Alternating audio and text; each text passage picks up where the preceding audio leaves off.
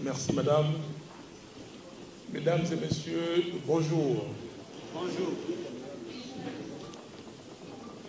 Voilà, je crois que les journalistes, on doit pouvoir s'organiser pour que je puisse voir le public et qu'on communique avec le public. Il y a les représentants de mes collègues candidats présidents de la République qui sont ici et vous savez que nous sommes unis dans cet effort, dans cette entreprise pour une alternative nouvelle. Nous voulons changer les Congos et je me permets, je profite de ce micro pour démentir un tweet qui circule et qui m'est attribué. Je vais présenter ce programme, investir dans les citoyens pour développer la RDC. Alors, nous avons besoin de l'écran. Je ne sais pas, les journalistes. Sentez-vous à l'aise, ceux qui veulent retrousser les manches, ils peuvent retrousser leurs manches.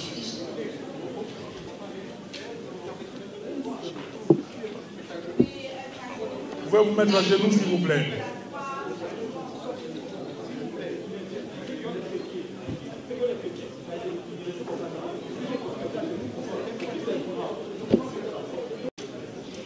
Voilà, investir dans les citoyens pour développer la République démocratique du Congo. C'est un programme ambitieux. Nous voulons attaquer l'homme congolais. Nous voulons aujourd'hui laisser cette idée que le Congo est potentiellement riche. Le Congo a des richesses énormes. 24 000 milliards de réserves minières. La première richesse, c'est l'homme. Parce que si vous ne développez pas l'homme, si vous n'équipez pas l'homme, vous n'aurez absolument rien et les minéraux vont rester dans notre sous-sol, on ne fera rien avec. Voici la RDC aujourd'hui. La guerre. La guerre, partout, à l'Est, partout dans la République. La misère. Voilà l'éducation. Ça, c'est une école. Un enfant qui va à l'école, seul, là, il est en train de suivre les cours de philosophie. L'école. Regardez le banc. Si un enfant de 7-8 ans utilise ces bancs, comment il sera quand il aura 20 ans? Ça, c'est une école sans toit, rien, et ces murs peuvent s'écrouler sur les enfants. Ça, c'est une salle d'accouchement. Une salle d'accouchement, et regardez les lits, la table d'accouchement, de l'autre côté, les lits en bois. Je ne sais pas si une dame placée sur ces lits peut accoucher correctement. La RDC, les immondices partout. Regardez l'État, ici c'est à Kinshasa. Regardez l'État de Kinshasa. Et c'est ça la RDC. La RDC, il n'y a pas de route. Absolument pas. Il n'y a pas moyen de se communiquer. En 1958-59, on nous a dit qu'on pouvait prendre la voiture ici à Kinshasa, une Volkswagen pour aller à Bukavu. Aujourd'hui, ce n'est pas le cas. Je vais vous donner quelques indicateurs macroéconomiques pour que vous réalisez la réalité du Congo aujourd'hui. Nous sommes en 2017, prenez simplement 2017. 2017, la population est à peu près à 81 millions d'habitants. Le taux de croissance de la population en moyenne est de 21%.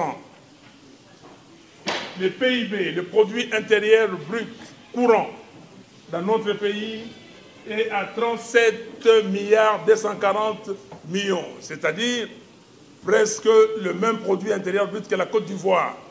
Nous avons 81 millions d'habitants, la Côte d'Ivoire a moins de 20 millions d'habitants.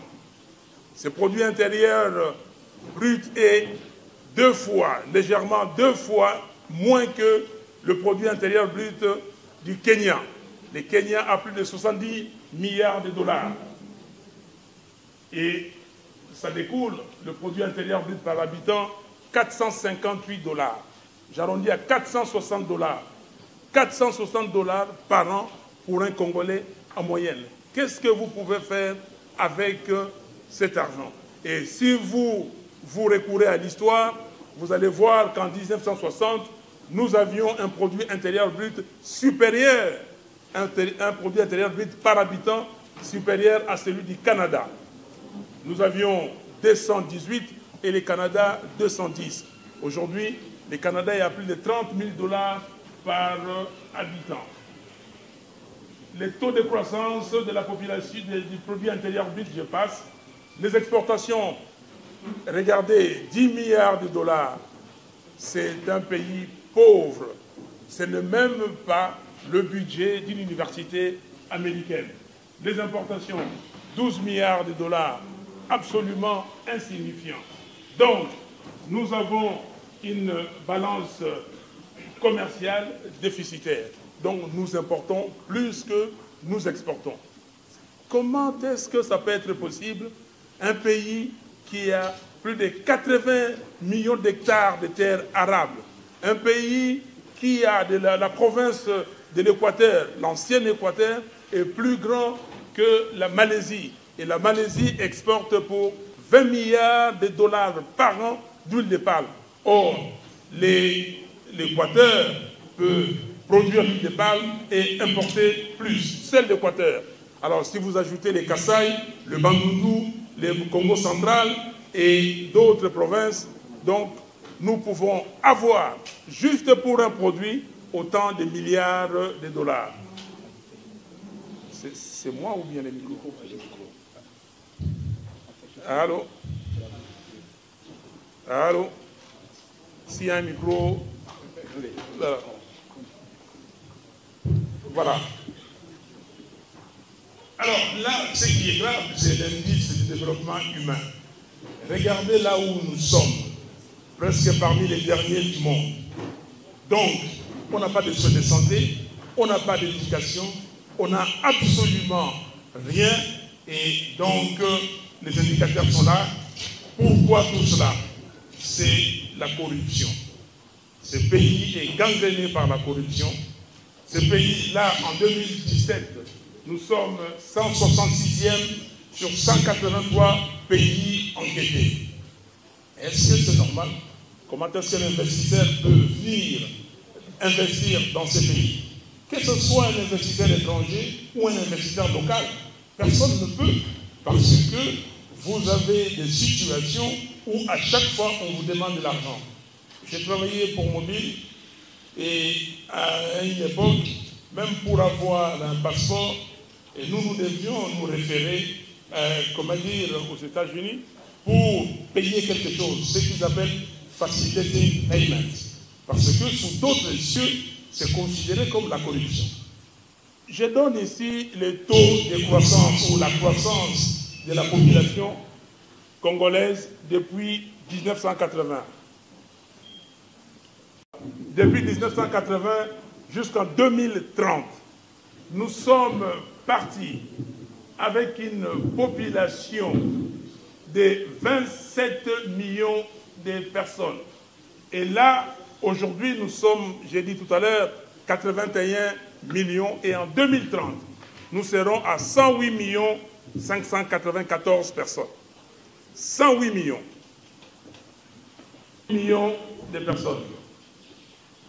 Et regardez la proportion des gens qui habitent en ville et des gens qui sont dans les milieux ruraux. Et vous allez voir, on a commencé en 1980, il y avait 28% des gens qui étaient des urbains et 71,3% des ruraux. Et en 2050, on sera presque 50-50. Et ça, c'est important. Si vous n'avez pas un programme conséquent, si vous ne prenez pas ces problèmes à bras le corps, c'est que nous allons avoir une famine, une misère, et ce sera une ville où on ne saura pas quoi faire, parce qu'il y aura des bandes armées qui vont s'organiser. Pas une ville, pas Kinshasa seulement. Matadi sera pareil, Lubumbashi, Kikwit et les autres grandes villes du pays, comme a compris. En conclusion, la RDC est devenue la risée du monde. Il n'y a pas à commenter. On passe. C'est devenu la risée du monde et tout le monde entier aujourd'hui ne comprend pas ce qui arrive dans notre pays. Et donc, si nous sommes réellement des hommes et des femmes responsables, capables, on se regarde, nous, yeux dans les yeux, on ne peut pas accepter que cette situation s'éternise. Maintenant, pour aller plus loin, qu'est-ce qu'il faut faire? Il faut une vision. Et ma vision, c'est très simple. Bâtir un Congo prospère. Un Congo libre et prospère qui offre au peuple congolais l'opportunité d'améliorer sa condition de vie. Et j'aime bien quand je vais ailleurs, on dit que nous ici, dans ce pays, nous, on offre les opportunités et chaque citoyen saisit ces opportunités pour améliorer sa condition de vie. Et pour ça, on ne peut pas faire quelque chose dans la vie, en tout cas c'est ma conception, sans les valeurs. Quelles sont les valeurs que nous défendons? Moi je défends les valeurs, comme on dit, judéo-chrétiennes, les valeurs d'humanisme, en commençant par l'amour, la liberté, le travail, la solidarité, l'intégrité, jusqu'à la protection de l'environnement. La responsabilité, la diversité dans une société, nous ne sommes pas tous, comment dire, on n'a pas tous les mêmes chances. Il y a des gens qui sont nés avec handicap, il y a des gens qui ont des problèmes, et il y a les hommes et les femmes. Il faut tenir compte de tout ça. Donc, je ne peux pas travailler si je ne me conviens pas avec mes compatriotes des valeurs que nous devons mettre en avant. Et c'est pour cela, pour nous, c'est très important. Comme on le dit, deux personnes peuvent-ils marcher ensemble s'ils ne se conviennent d'avance. Donc, ces valeurs-là, c'est très important. Aujourd'hui, on n'apprécie pas le travail. Les gens sont devenus oisifs. Il y a des gens qui vont travailler pour gagner 60 $ par mois. Mais il y a des gens qui ne font absolument rien, qui sont des mendiants, ils sortent avec 500 $ par mois. Et ce n'est pas possible. Voilà, le programme que je présente aujourd'hui s'appelle « Investir dans les citoyens pour développer la RDC » comme je l'avais dit tout à l'heure. Et ce programme a des piliers. Les piliers qui soutiennent le programme. D'abord, le social-libéralisme, notre doctrine politique. Nous sommes des sociaux-libéraux, c'est-à-dire oui à l'économie des marchés, oui au marché concurrentiel, oui à la libre entreprise, à la propriété privée, mais aussi il faut une régulation de l'État à côté de la régulation par le marché pour que l'État corrige certaines imperfections du marché. Deuxièmement, la citoyenneté. La citoyenneté, parce que nous voulons être de bons citoyens, des citoyens qui ont certes des droits, mais aussi des responsabilités. Et puis, troisième pilier, les pactes pour le développement. Ce programme, ce n'est pas un programme sorti d'un bureau, d'un groupe d'amis. C'est un programme qui a été testé. Nous sommes partis à l'intérieur du pays. Nous sommes partis, d'ailleurs, je dois remercier par exemple le National Democratic Institute qui nous a aidés.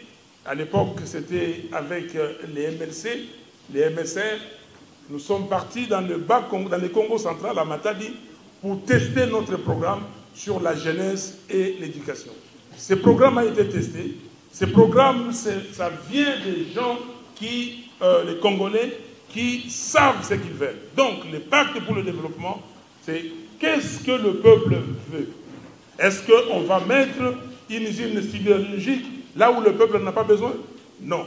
Donc nous devons être en harmonie avec le peuple. Quatrième pilier, la gouvernance intègre. Chers amis, on va voir si ces pays aujourd'hui comme ça, c'est à cause de la corruption. Personne ne fait confiance au Congo. Donc, nous voulons demain être des gens intègres, avoir un pays où les gens peuvent venir investir.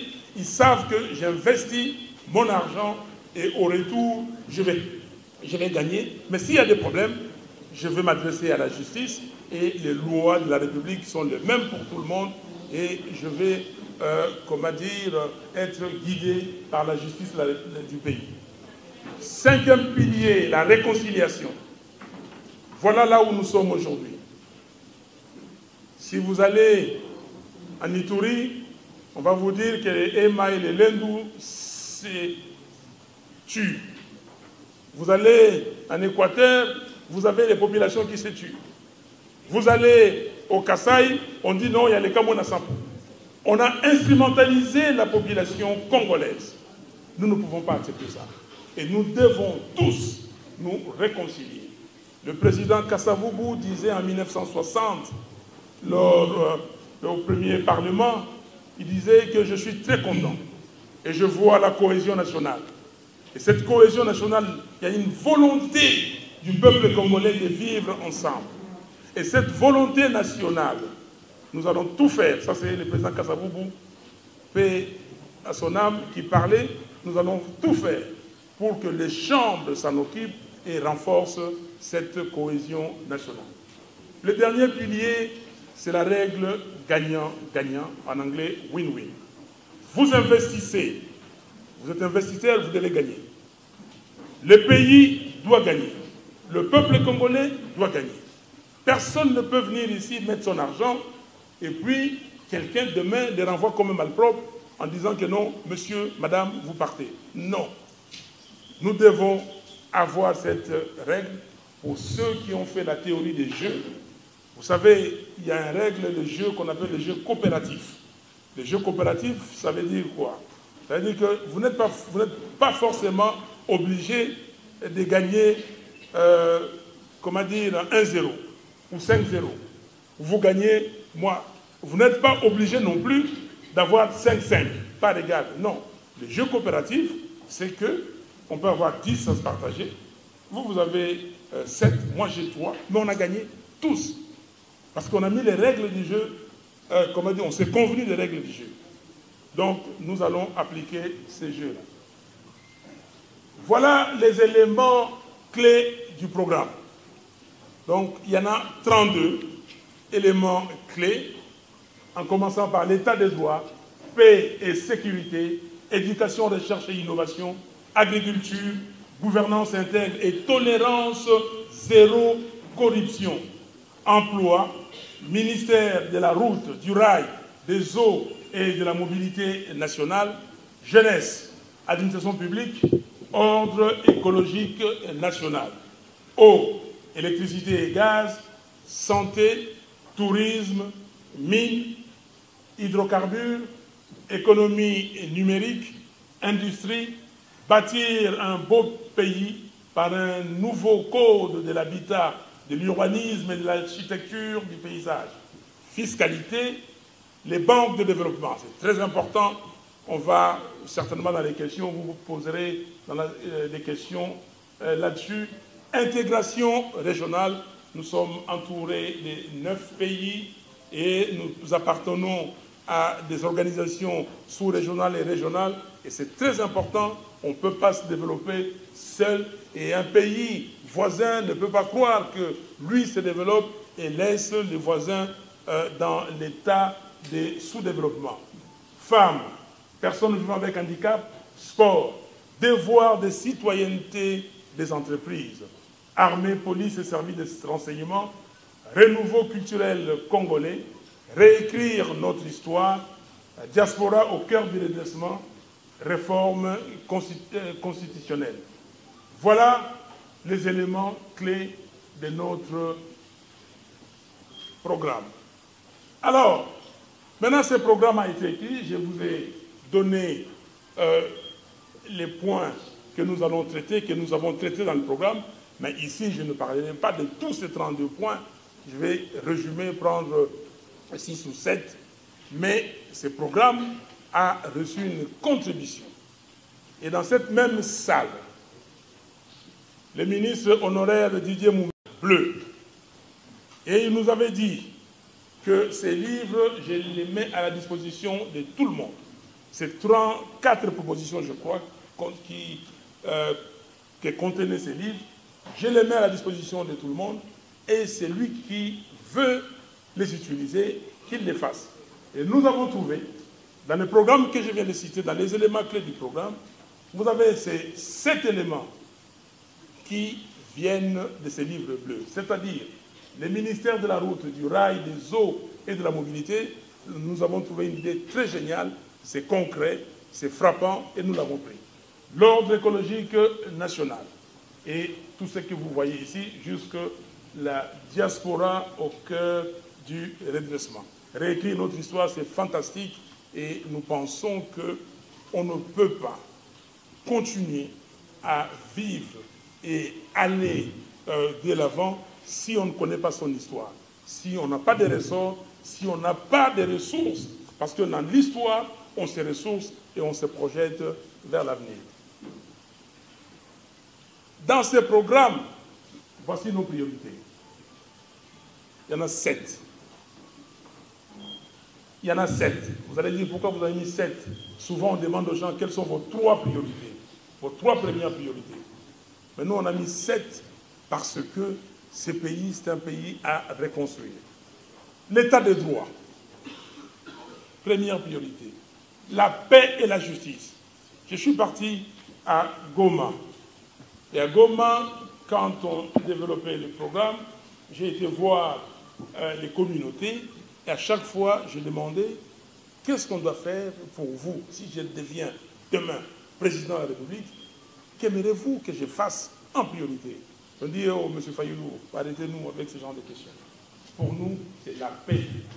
Si vous nous mettez ici, dans ces pays, vous nous obtenez la paix, nous savons faire le reste. Éducation et recherche et innovation. Important pour nous. Singapour n'a absolument rien. La Suisse n'a pas on ne peut pas comparer en richesse avec une seule province du Congo. Regardez la Suisse. Regardez la Malaisie. Mais pourquoi nous sommes comme nous sommes aujourd'hui? L'agriculture, autrefois fleuron de l'économie congolaise. L'agriculture. J'ai parlé des palmiers nains. J'ai parlé, de la Malaisie. Le palmier nain a été développé ici par l'Institut INERA de Yangambi. Les Malais sont venus, ils ont pris ça ici. Ils sont partis développer chez eux. Aujourd'hui, ils sont riches avec ces produits. Gouvernance intègre et tolérance zéro, corruption, l'emploi, les ministères de la route, du rail, des eaux et de la mobilité nationale. Ça, ce sont nos priorités. Mais je parlerai aussi dans les documents ici de la fiscalité. Parce que sans fiscalité de développement, on ne peut pas se développer. Voilà les propositions sur l'état de droit. Très simple. On doit, je ne veux pas dire qu'on doit rentrer dans le monde, mais on doit être comme les autres. On ne peut pas écrire une constitution et la saboter et ne pas la respecter. La première chose, nous allons veiller au respect strict de la Constitution. Nous allons resacraliser, passez-moi les termes, nous allons resacraliser le serment du président de la République contenu dans l'article 74 de notre Constitution. C'est important. On ne peut pas dire une chose et faire son contraire. C'est comme ça qu'on ne nous prend pas au sérieux. Aujourd'hui, vous dites 1 plus 1 égale 2. Et demain, vous dites 1 plus 1 égale 3. J'ai lu les livres de Mme Clinton et il a dit que quelqu'un aux États-Unis a réussi à faire comprendre aux Américains que 1 plus 2 est égal à 5. Si vous lisez son dernier livre, vous allez voir. Donc, demain, il faut que ce qui se trouve dans la Constitution soit sacré. S'il y a un problème, les filles et les fils de ces pays doivent passer par la procédure normale, avoir des discussions avec les communautés pour que cet article qui fait problème fasse l'objet d'une modification. Nous allons veiller à ce que les contrôles parlementaires soient réellement effectifs. Il n'y a pas de contrôle parlementaire. J'avais écrit à monsieur le président de l'Assemblée nationale, ma mémoire ne me fait pas défaut, le 9 avril 2013.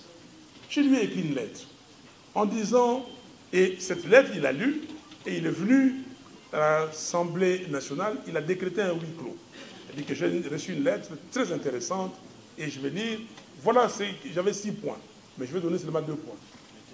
Le premier point, ou un des points, c'était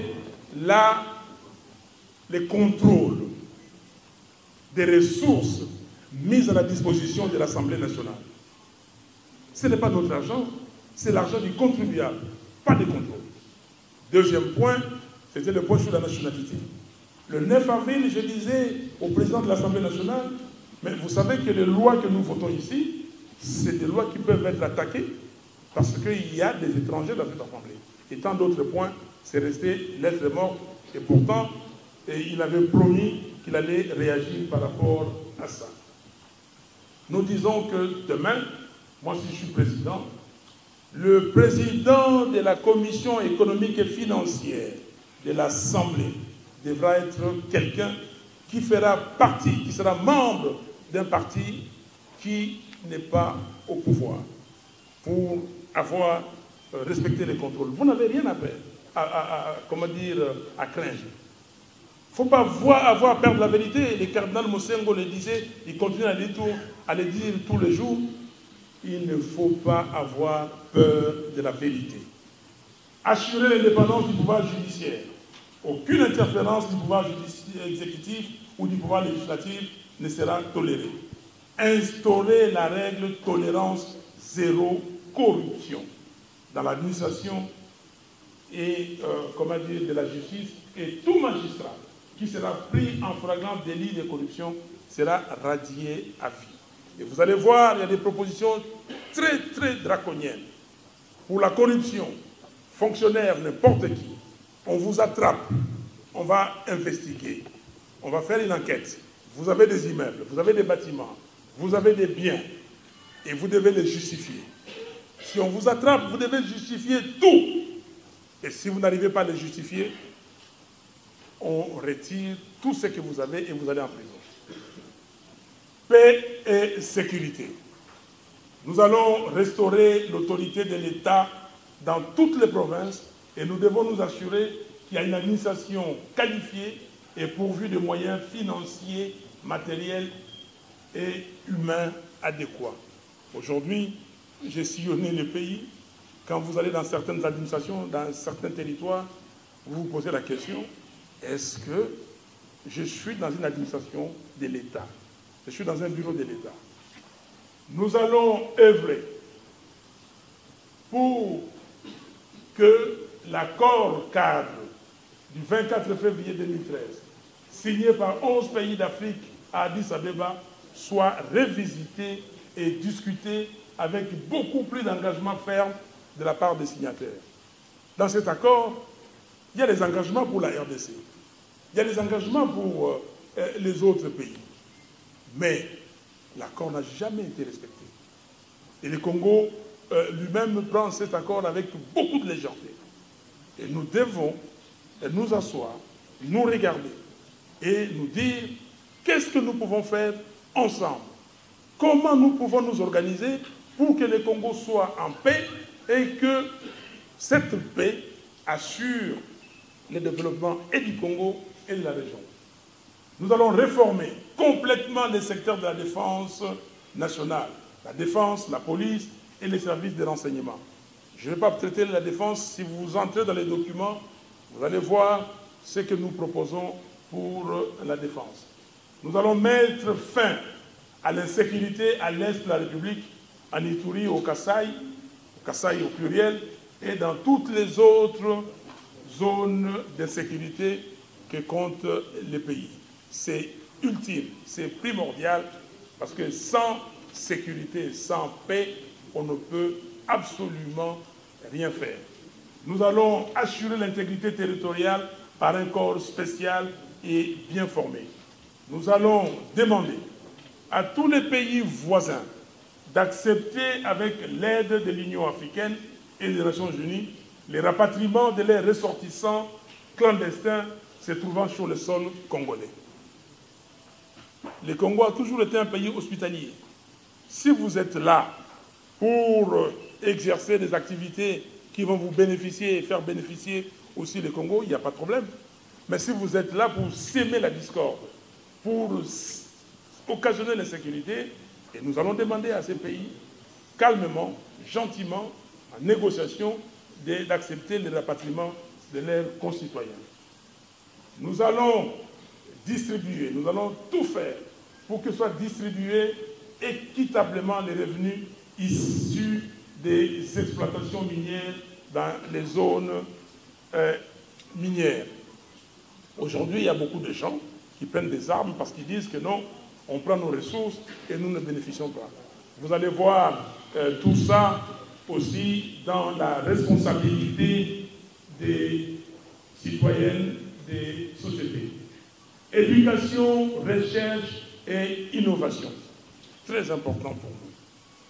Je crois que sans éducation, personne ici ne serait ici et dire que moi, je suis Tartampion, je suis Kingandi ou tel. Non. Et c'est très important. Personne ne peut accepter de demeurer dans sa condition d'origine. L'homme doit changer, l'homme doit se développer, mais il doit se développer comment? Qu'est-ce que nous faisons des enfants congolais aujourd'hui qui vont aller? L'enfant qu'on a vu là-bas, c'est dans une province de l'Équateur. Mais quand est-ce que lui utilisera l'ordinateur? Quand est-ce qu'il va entrer dans les médias sociaux? Donc, pour ça, nous allons augmenter significativement la part de l'éducation nationale dans le budget de l'État pour atteindre au moins 30% du budget national. Aujourd'hui, l'éducation nationale est à moins de 8%, moins de 10% en tout cas.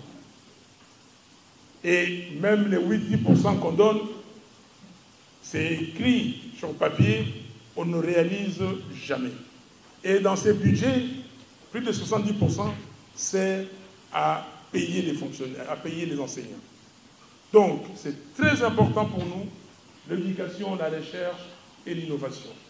Et il y a des pays qui mettent, la France par exemple, qui est un pays qui est déjà très développé, qui a un niveau d'enseignement très élevé, mais 6,6% de son PIB à l'éducation. 6,6%. Le budget de l'éducation pour la France, c'est plus que le produit intérieur brut du Congo. Nous allons organiser les États généraux de l'éducation nationale pour définir une nouvelle politique nationale de l'éducation. Et nous allons décréter l'école obligatoire et gratuite pour tous les enfants jusqu'à l'âge de 14 ans. On ne dit pas ce qui est dans la Constitution que l'école primaire est gratuite. Non, jusqu'à 14 ans, quand l'enfant peut choisir maintenant d'aller dans un enseignement professionnel ou suivre des filières, les autres filières. Donc, l'enfant doit savoir lire et écrire et l'État doit s'engager pour atteindre cet objectif-là. Nous allons engager les pays dans l'alphabétisation intensive des adultes et des jeunes non scolarisés. 1 500 000 à 2 millions d'alphabétisés par an. Lisez les 7 péchés d'Hugo Chavez. Hugo Chavez a fait ça chez lui.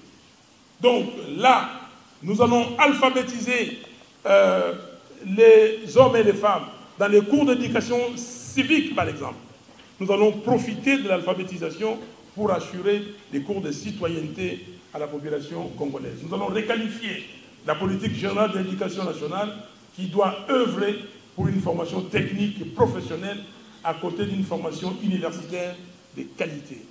Tout le monde ne peut pas être, comment on dit, licencié en droit, en relations internationales, en économie. Mais nous n'avons pas de plombiers. Dans ces pays, les maçons allaient travailler au Togo, au Congo-Brazza, au Gabon, et aujourd'hui, on n'a pas de bons maçons. Il y a des gens qui construisent ici, ils appellent la main-d'œuvre. Est-ce que c'est normal? Et nous avons des millions et des millions de gens au chômage ici.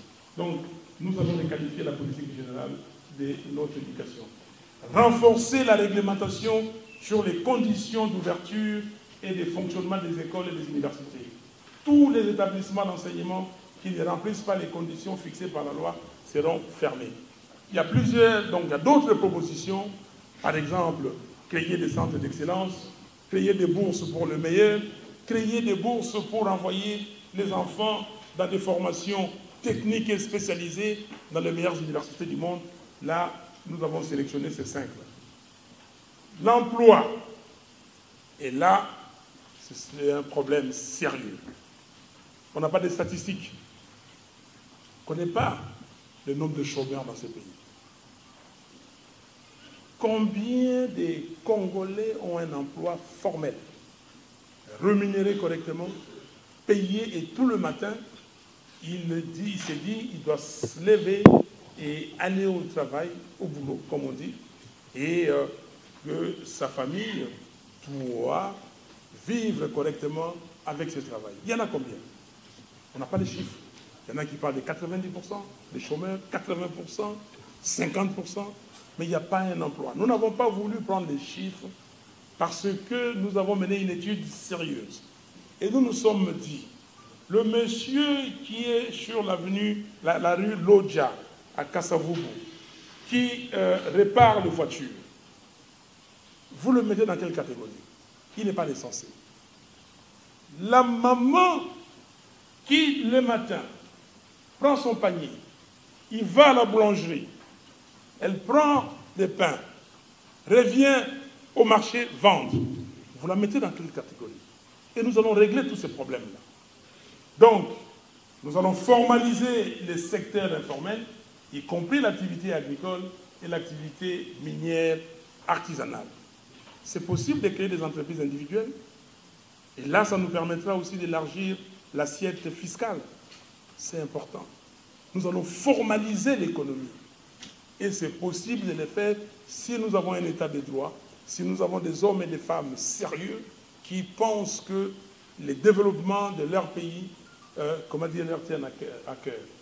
Nous allons encourager l'esprit d'entreprise pour permettre aux jeunes de créer leurs propres entreprises dans différents domaines de la vie nationale, notamment la culture, les nouvelles technologies, l'agriculture, l'industrie et dans les tertiaires. C'est difficile d'accepter. Regardez la richesse que nous avons ici. Il y a un monsieur qui s'appelle Hernando de Soto, un péruvien. Il a écrit un livre en anglais qui s'appelle « The Capital ». Si vous traduisez en français, c'est pourquoi le capitalisme a réussi dans les pays dits développés et a échoué dans les pays des nôtres, du tiers-monde et dans les pays communistes. Simplement, je vais sur Victoire. Les parcelles de maisons de Victoire aujourd'hui, vous ne les avez pas à moins de 200, 300 000 $. Mais si un papa qui habite Victoire, qui a son bâtiment, sa propriété, avec les titres de propriété à lui, son fils qui vient de terminer ses études à l'ISTA, ingénieux, capable de faire beaucoup de choses, il va investir. Il ne peut pas. Il a besoin de 10 000 $. C'est monsieur qui a un fonds de 300 000 $ qui traîne, il ne peut pas lever 10 000 $ dans ces pays. Et Hernando de Soto dit que l'Afrique pouvait lever des fonds plus que l'aide au développement si son titre foncier était garanti et si il était bien managé. Donc nous allons tout faire pour aider les jeunes, les start-up. Et vous verrez, nous allons créer des banques de développement. Et quels sont les emplois? Il y a beaucoup de start-up, il y a beaucoup de petits emplois, mais c'est l'emploi. Et nous pouvons le créer ici. Nous allons encourager les Congolais de l'étranger à rentrer au pays dans le cadre d'un programme incitatif élaboré de commun accord avec eux. Nous, aujourd'hui, il n'y a pas de chiffres réels. On se fonde sur des chiffres pour les Congo. Il y a une étude qui est sortie il y a 2-3 mois qui parlait des remittances, donc des transferts nationaux dans leur pays. Les Congo, on n'a pas donné les chiffres. Mais il y a un chiffre qu'on a ici. Pour 2011, on disait que les Congolais avaient transféré près de 9 milliards de dollars cette année-là. Mais ce chiffre-là est correct parce que dans les chiffres qu'on a donnés pour le Nigeria, je prends le Nigeria, on a dit que l'année dernière, les Nigériens de l'étranger ont transféré 20 milliards quelque chose. Alors, si je fais la règle de 3 simples, les Nigérians, ils sont à peu près à 180 millions. Et nous sommes à 80 millions, donc un peu 2 fois moins. Et le comportement des Africains dans cette matière-là est le même. Et même le comportement, j'ai vécu 3 ans au Nigeria, et même le comportement des Congolais pour les deuils, pour les fêtes, pour envoyer l'argent ici, la rentrée scolaire et tout ça. Donc, les Congolais, 10 milliards de dollars par an, 2 fois plus que le budget du pays. On ne fait rien avec ça. Donc, ces messieurs et dames peuvent rentrer chez eux, créer des entreprises. Quand ils viennent ici, on leur fait des problèmes. Pour avoir des passeports, ils ont des problèmes. Quand ils sont là-bas, ils ont pris d'autres nationalités. Pour avoir des visas, ils ont des problèmes. Nous allons régler cette question de nationalité. On verra ça dans les réformes constitutionnelles. Alors, nous continuons. Alors, fiscalité maintenant. Et c'est là où nous devons être créatifs. C'est là où nous devons sortir des sentiers battus. C'est là où nous devons être des responsables. Et ne pas croire que nous vivons comme Robinson Crusoe dans une île où il est seul et il fait ce qu'il veut, que les autres ne connaissent pas. Non. Donc nous allons opérer une réforme fiscale qui doit maintenir pour les personnes physiques le système actuel de progressivité de l'imposition. Mais pour les entreprises, toutes les entreprises, nous allons appliquer un taux unique de 20%. Au lieu de 30% d'impôt sur le bénéfice, nous allons réduire ça à 20%. Vous allez dire, non, écoutez, vous laissez passer les revenus. Non. Aujourd'hui, combien d'entreprises payent cet impôt-là? Ou payent les impôts en général? Et les taxes? Combien? J'ai regardé les chiffres. On me dit, en 1960, il y avait près de 7000 entreprises donc, industrielles au Congo. 6500 quelque chose. En 1980, on est descendu à 4000. Et là, aujourd'hui, nous sommes à 166. 166 entreprises. Quand j'étais gosse, pendant la saison d'été, la saison sèche, nous allions à l'imité industriel, vendre ce qu'on appelait, nous, dans les jargons des Quinois, des coubelets. Mais tout l'imité, c'était des industries. Tout Kingabois, Kobega, telle industrie. Aujourd'hui, il n'y a absolument rien. Donc, nous allons faire en sorte que le mécanicien qui est sur Dibaya, à Kassavobo, que lui, demain aussi, paye l'impôt. Quand on va lui dire que c'est 20%, on va dire, ah mais tiens, pourquoi je ne paierai pas 20%? Je suis en règle et je suis comptabilisé et je peux bénéficier des avantages. C'est-à-dire, j'ai mon comptable qui me fait les documents, les états sociaux que les banques, dont les banques ont besoin pour m'accorder un crédit. Pourquoi je ne ferais pas ça? Au lieu d'être embêté, tel agent vient et que je commence, je dis, bon, tiens, Matabisi, prends ça, vas-y, l'autre vient demain. Non, si nous mettons ce taux de 20%, ce serait un taux attractif et tout le monde. Donc on élargirait l'assiette, donc la base de l'impôt, et les gens, donc, on gagnerait beaucoup plus d'argent. L'État aura beaucoup plus d'argent pour financer son programme d'investissement et même financer son fonctionnement. Nous allons fusionner les administrations fiscales dans un seul organisme et simplifier la procédure fiscale.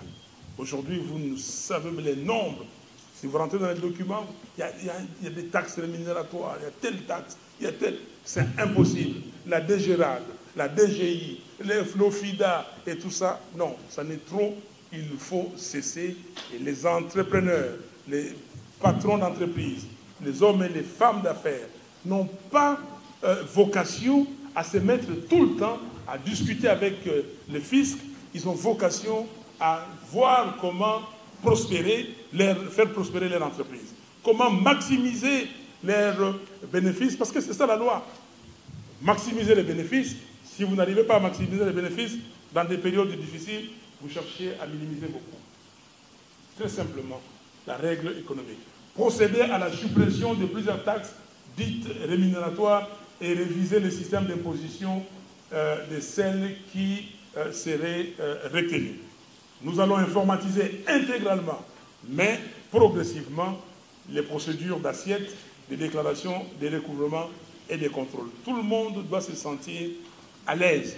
Il doit pouvoir payer son impôt, il doit pouvoir participer au développement de l'économie parce que c'est un devoir.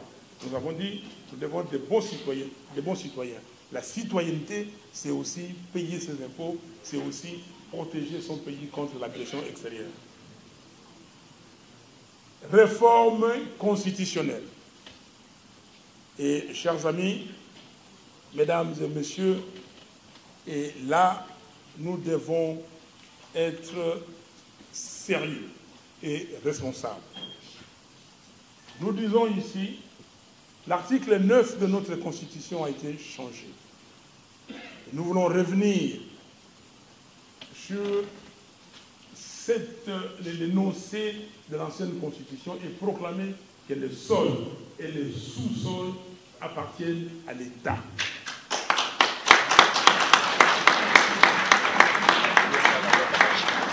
L'article 10 de la Constitution qui dit ceci, je cite, « La nationalité congolaise est une et exclusive. Elle ne peut être détenue concurremment avec aucune autre nationalité. » C'est bien, c'est bien. Mais j'ai discuté avec mes frères et sœurs du Kivu, j'ai discuté partout pour faire la proposition que nous faisons. Nous disons que demain, nous avons des enfants partout. Mais les miens, rassurez-vous, les miens ont la nationalité congolaise. Ils n'ont pas changé. Ils n'ont pas changé leur nationalité. Pour la petite histoire, mon dernier fils devait naître aux États-Unis. J'ai travaillé là-bas. Ma femme était enceinte et je devais être muté en France. Mais pour aller en France, je devais d'abord rentrer ici pour prendre le visa de la France parce que je ne pouvais pas l'avoir à Washington. Mais mon bill m'a dit, bah, écoutez, M. Fayou, nous rentrez, vous laissez la femme ici, elle va accoucher, il n'y a pas de problème, de toutes les façons, l'enfant sera américain. Je dis non. Mon enfant, s'il doit naître au Congo, au Zaïre à l'époque, doit naître au Zaïre. Nous sommes rentrés ici. Et nous sommes partis en France. Il est né quelques jours après en France. Et aujourd'hui, il a la nationalité congolaise. Je lui ai dit, c'est à toi, à 18 ans, de choisir. Moi, mais cela ne veut pas dire qu'on doit priver d'autres enfants, d'autres filles et fils de ces pays, qui ont appris d'autres nationalités pour des raisons diverses. Et c'est pour cela que nous disons, comme la question fait débat, dans un premier temps, nous ouvrons la nationalité. La nationalité congolaise peut être détenue concurremment avec une autre nationalité, sauf ou excepté les 9 pays limitrophes.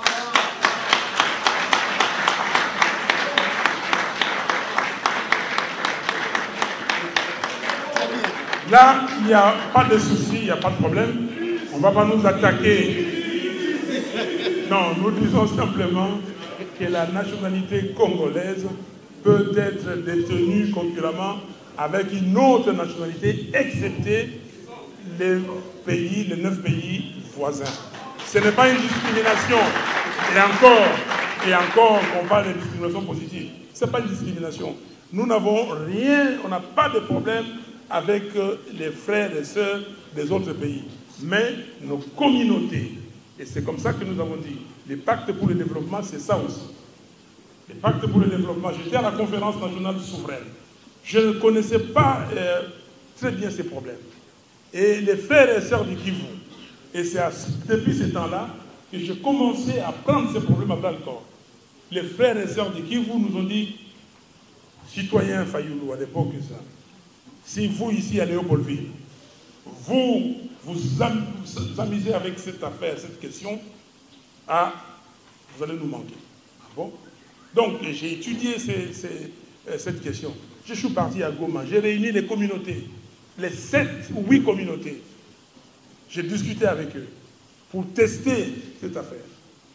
Je suis parti dans les Congo central, j'ai testé cette affaire. Je suis parti dans les Kasaï, j'ai testé cette affaire. Je suis parti dans les Bandundu, les grands Bandundu, tester cette affaire.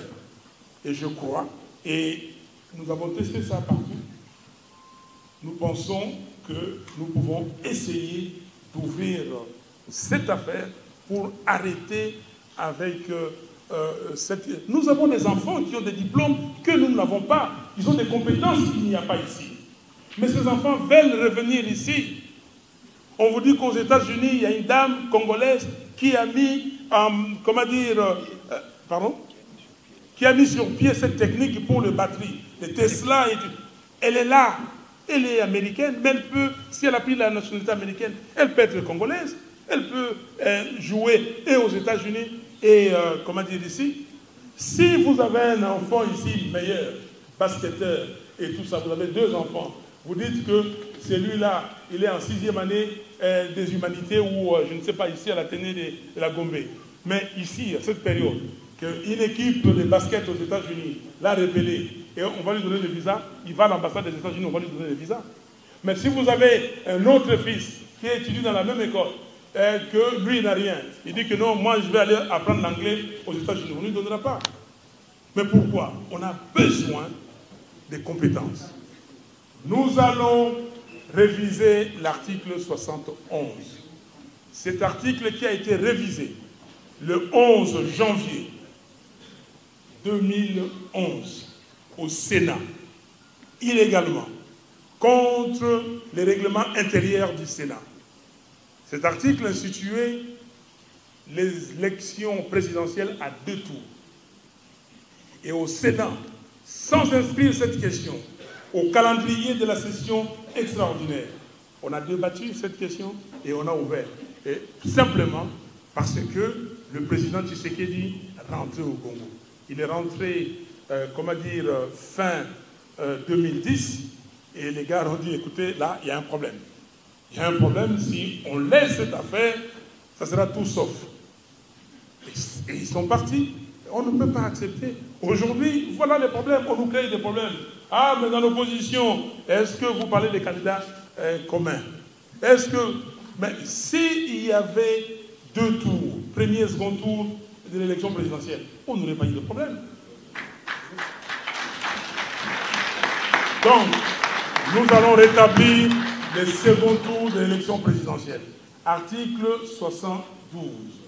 Ce sont les conditions pour être président de la République.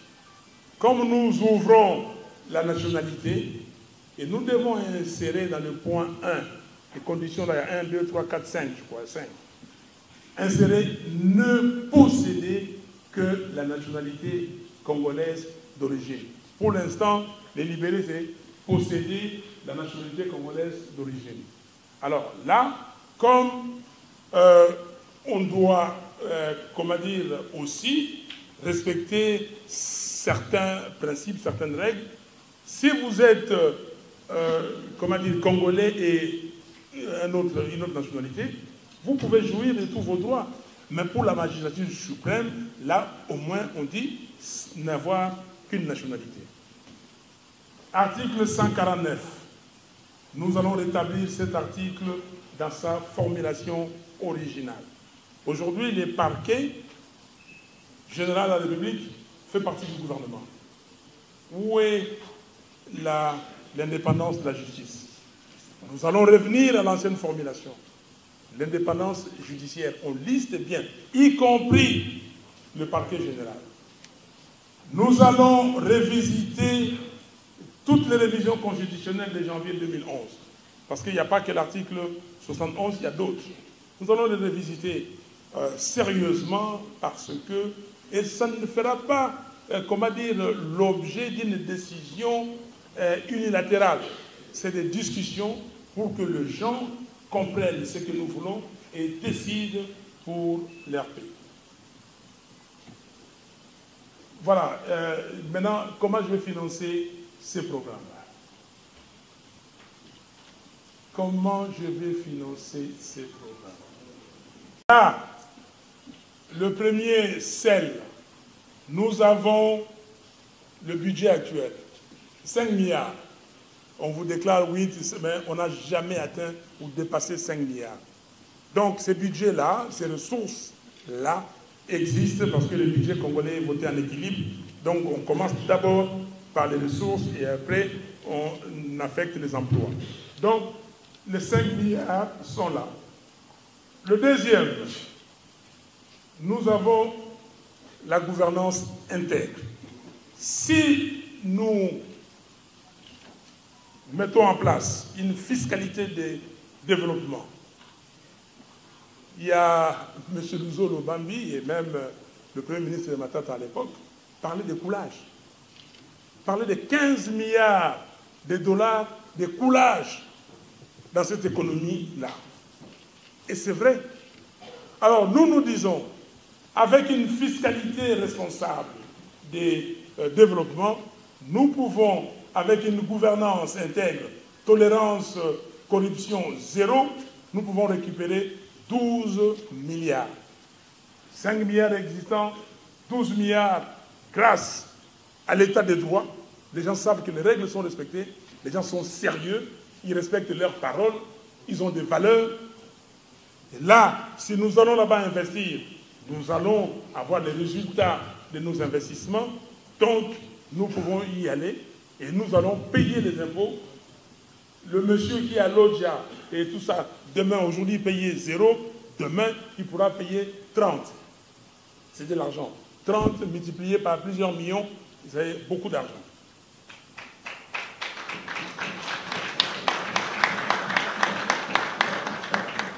Alors, et là, nous avons ce que nous appelons la coopération efficace et structurée.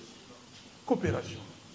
J'ai suivi la première ministre britannique, Madame Theresa May, était dans le pays anglophone, pays africain. Elle a dit qu'elle amenait à peu près en dollars 6 milliards de dollars. 6 milliards. Qu'est-ce que nous gagnons? Il y avait ce qui s'est passé en Chine dernièrement, 60 milliards, dont je crois 40% des dons. Je dis bien coopération efficace et structurée. On ne va pas aller s'endetter pour s'endetter. Ça, c'est la coopération. Dans les dons, dans les choses qu'on nous donne, le pays ici vit de beaucoup de dons.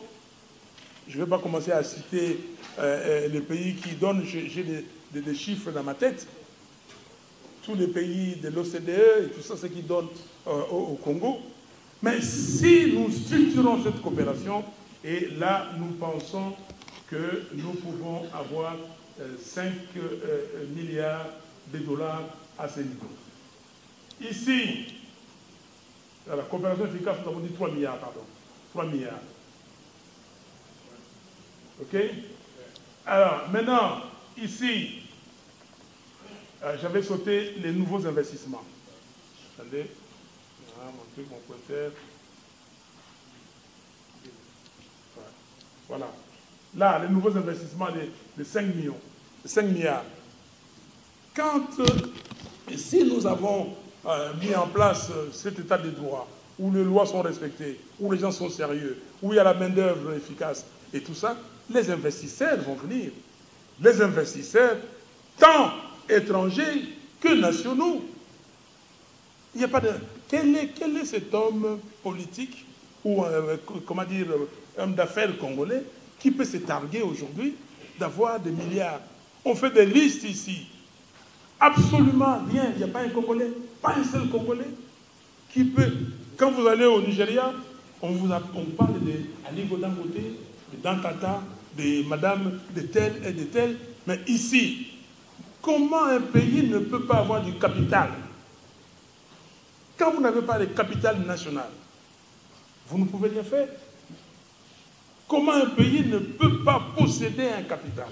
Donc, là, les investisseurs peuvent venir, comme je dis, investissement direct étranger et investissement, comment dire, local. Ici, nous avons les emprunts. Voilà. Nous pensons que nous pouvons emprunter de l'argent. Même localement, il y a beaucoup de Congolais qui ont des bas de laine. Il y a nos frères et sœurs qui sont en Europe, les 10 milliards qu'ils envoient. C'est improductif. Mais on peut diviser par 2 ou par 3, ou prendre, je vais dire, 30%, 3 milliards, investir. Ils achètent des bons. Le président Alassane Ouattara a financé son programme, une grande partie avec des emprunts locaux et étrangers. Nous pouvons recourir aussi à cette technique qu'on appelle la titrisation. On peut titriser. Nous avons des minéraux, des choses. On peut évaluer ça, avoir des certificats et aller gager. Donc il y a l'argent, on peut trouver l'argent. Je viens ici, messieurs, mesdames, pas pour vous dire, voilà, je vais tant, mais je vous dis d'où viendra l'argent. Et ça, c'est ce que j'appelle les best cases. Si je vous donne les best cases, je pourrais aller plus loin. Mais là, gardons l'hypothèse conservatrice pour dire, voilà. Et les derniers, la croissance. Nous devons avoir une croissance. Donc, quand vous avez tout ça, l'emploi, l'agriculture, création d'emplois, et je crois que j'ai sauté quelque chose ici qu'on n'a pas mis, non, parce qu'on n'a pas parlé de... non, dans l'emploi, je n'ai pas dit qu'on créerait au total 5 100 000 emplois par an. Pendant 5 ans, en moyenne 5 millions. Et dans les 5 millions, 2 400 000 dans l'agriculture, 200 300 000 dans le tourisme. Les tourismes, la Tunisie emploie 400 000 personnes dans ce secteur. La Tunisie, 400 000 personnes. La République sud-africaine, l'Afrique du Sud, a près de 10 milliards, 8,9%, 10% à peu près de son PIB, c'est le tourisme. Mais regardez, moi j'ai été en Afrique du Sud plusieurs fois, j'étais dans... Regardez ce qu'offre l'Afrique du Sud. Et regardez ce qu'offre les Congos en matière de tourisme. Allez ici en Bazangongo, des grottes. Allez au Kivu, partout. On ne fait que découvrir les choses. Allez comment dire, au Katanga. Je parle de l'ex-Katanga. Vous avez partout. Rochero Taboulay, mon grand frère, paix à son âme, il me disait que lui, il était des Bagata, mais là-bas, tourisme, il y a des choses à visiter. Il y a des rivières qui se croisent. Une beauté exceptionnelle. Donc, nous pensons que nous pouvons rendre notre pays un pays touristique. Donc, il y a de l'argent. Alors, la croissance, 6 milliards de dollars, et qui nous donne au total 38 milliards de dollars par an. Donc, en moyenne, on va commencer certainement plus bas et puis on va aller plus haut en moyenne. C'est-à-dire 38 milliards de dollars que nous allons utiliser pour le fonctionnement et pour l'investissement. Ça vous donne combien si vous multipliez 38 x 5, 30 x 5 ça fait 150, 8 x 5 ça fait 40, rendre la tâche facile à ceux qui ne sont pas matheux, ça fait 190 milliards de dollars dans 5 ans. Et ça pourquoi?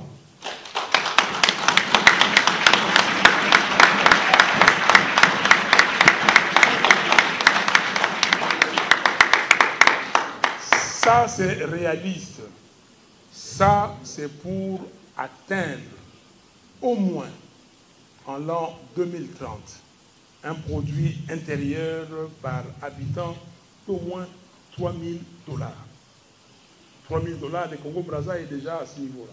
Donc, dans 10 ans, si nous pouvons, avec tous les investissements, avec tout ce que nous allons engager dans ces pays, le pays sera un chantier. Et donc, nous sommes capables, et si nous sommes sérieux, de trouver cet argent pour financer notre programme. Voilà, mesdames et messieurs, les programmes pour développer la RDC. C'était long, excusez-moi, mais je vais me couper. Merci beaucoup.